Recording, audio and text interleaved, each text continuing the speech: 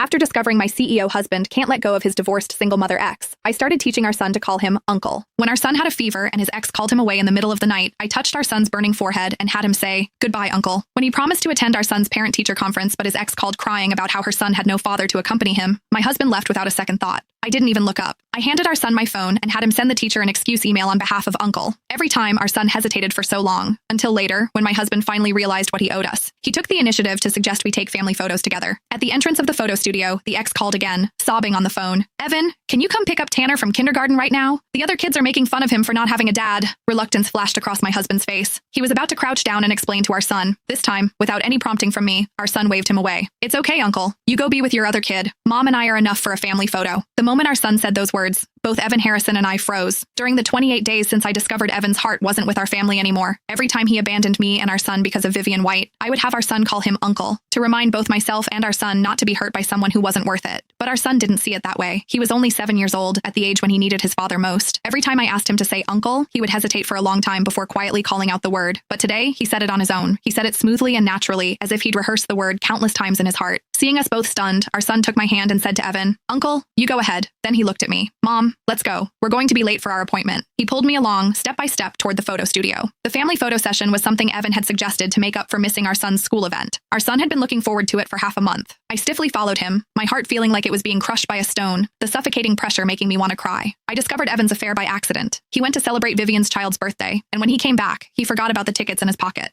3 tickets to Universal Studios. For our son's 6th birthday, he wished for the whole family to go to Universal Studios together to see his favorite Minions. Evan thought it was childish and rejected the idea without hesitation. A few days later, though, he went with Vivian's child. I found Vivian's Instagram post on Evan's phone. The most magical place should be visited with the best dad. The photo showed Evan and Vivian holding a child, a picture of the 3 of them together. Vivian was his first love, divorced with a child. That night, we had our most explosive fight. I insisted on divorce and taking our child with me. Evan accused me of being unreasonable. He asked how I could bear to let our child grow up without a father. He swore to God that he only felt sympathy for Vivian. Looking at our son's obviously frightened face, I bit my lip until it nearly bled. I knew that if I forced our son to leave with me, he would never forget Evan. But I also knew that if it happened once, it would happen a second time, a third time. I didn't want my child to suffer because of his so-called sympathy. So I chose another approach. I tricked Evan into signing divorce papers. 30 days until the divorce became official. During those 30 days, if Evan came to his senses, I would pretend nothing had happened for our son's sake. If not, I would spend those 30 days doing everything I could to help our son become desensitized. Today was day 28. Our son had called Evan Uncle on his own. I felt our son's slightly trembling body, but I wasn't happy. It felt like 1,000 needles piercing my heart. As we crossed the street, Evan finally snapped out of it. He took a few steps after us, wanting to ask our son what was going on, when Vivian called again, still with that delicate sobbing voice. "Evan, where are you? Tanner keeps crying and saying he wants his daddy. I can't calm him down." Evan's steps halted. He stared at our backs, phone in hand, and replied, "Okay, I know."